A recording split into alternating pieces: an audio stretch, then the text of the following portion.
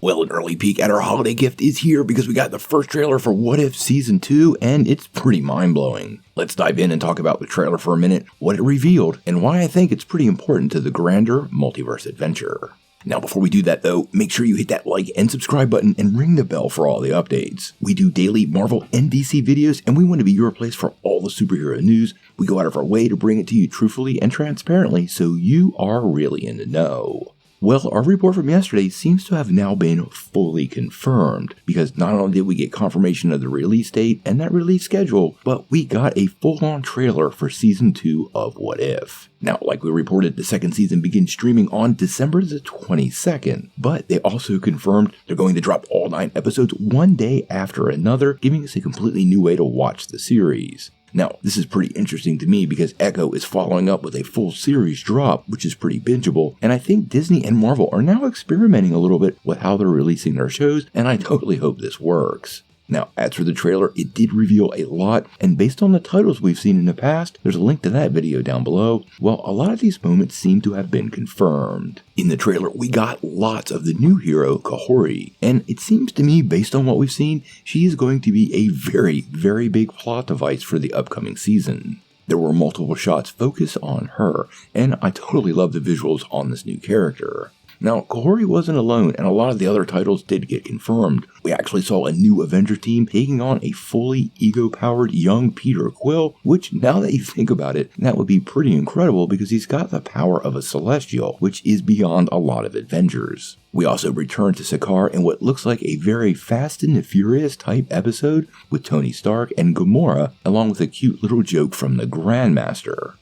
We also got a little bit of a swashbuckling Steve Rogers, which makes me think that's the 1602 video, and we also see Steve taking on Thanos just like in Infinity War, but interestingly enough, we also see Thanos taking on Peggy, suggesting her timeline might also be dealing with the Mad Titan. Now, honestly, the most interesting episode to me also got previewed slightly, and that's Hela's team up with Wenwu. Hela with the 10 rings is absolutely terrifying, and it seems to me that Odin is definitely not approving of the association, and I think we're going to see the Asgardians make an attempt to invade Ta Lo. And if you know the people of Ta Lo, that is no meager task. Now, the trailer itself seems to wrap up with a Christmas time adventure in Avengers Tower, with Happy Hogan stuck in the vents calling back to Die Hard, which, in my opinion, yes, is a Christmas movie. Sound off on that below because I'm curious on what you guys think. Now, I think it's pretty awesome how the multiverse has been woven into the grander MCU story, and based on what we're seeing here, I think this series is setting up way more elements of Secret Wars than anybody is thinking about. The Watcher's narration of the show is from our perspective,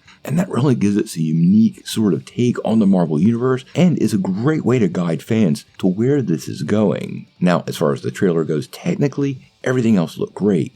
The sound was spot on. I actually think the visuals and animation were a little better than Season 1, but I need to do a side-by-side to confirm that, and pretty much everything I saw here I liked, so I'm more than a little bit excited for this show, and since we have only 5 weeks to wait, the anticipation is already really high. Now, I don't know if we're going to get another trailer for What If before it drops. It's only a few weeks out, but we might get some more peeks and some clips and maybe even a second trailer. But honestly, I think they gave us plenty here, and I don't know that we need any more. We're going to follow What If Season 2 pretty closely. It's going to play big into the MCU. Keep your eyes peeled for spoiler-free and spoiler reviews. We're going to try to jump on this season really heavy.